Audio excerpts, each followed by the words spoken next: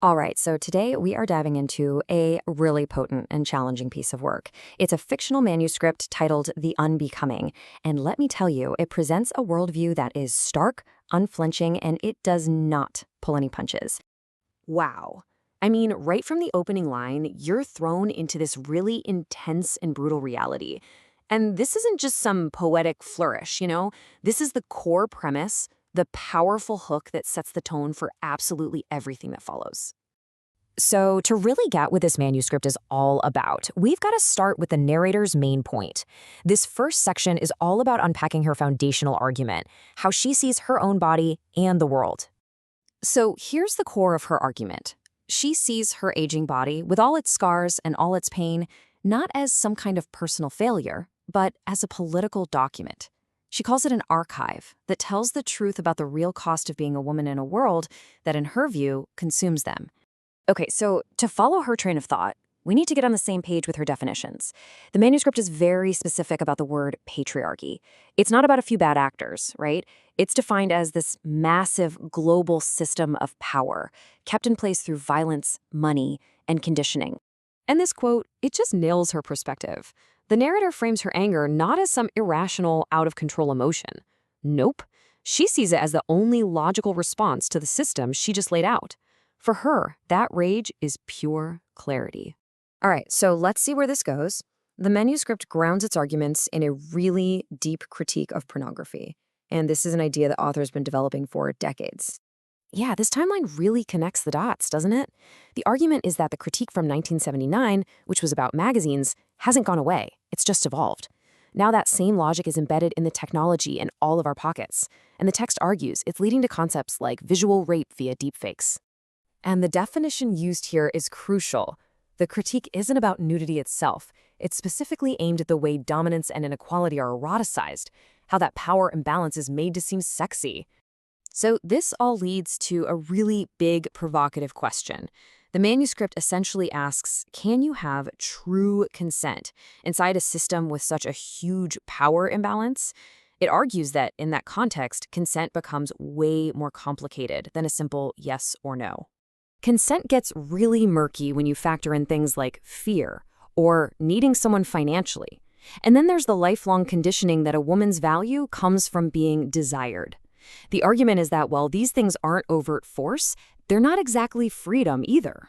From there, the manuscript brings us right into the modern day. It makes the case that technology has created these new, more insidious kinds of cages, forms of control that we often mistake for freedom. I find this comparison fascinating. The point is that the underlying dynamic is the same. It's just the tools that have changed. What used to be visible things like high heels have become, it argues, internalized forms of self-surveillance, like constantly curating the perfect online self. And this leads to one of the manuscript's most provocative claims, aimed squarely at platforms like OnlyFans. The argument is that these platforms haven't gotten rid of exploitation. They've just made it more efficient and rebranded it as entrepreneurship. And this brings us to a key concept the manuscript calls false empowerment. It's a direct critique of the idea that any choice a woman makes is automatically a feminist one. The text argues that a woman choosing to participate in her own objectification isn't liberation. It's just a high-tech way of accommodating a pre-existing power structure. Okay, now we are entering what is probably the most contentious section of the manuscript. This part focuses on a fierce defense of sex-based language and a very sharp critique of modern gender ideology. The narrator's argument here is simple and direct. If you can't use words like woman or female to name a specific biological group, you lose the ability to talk about and therefore fight the oppression they face.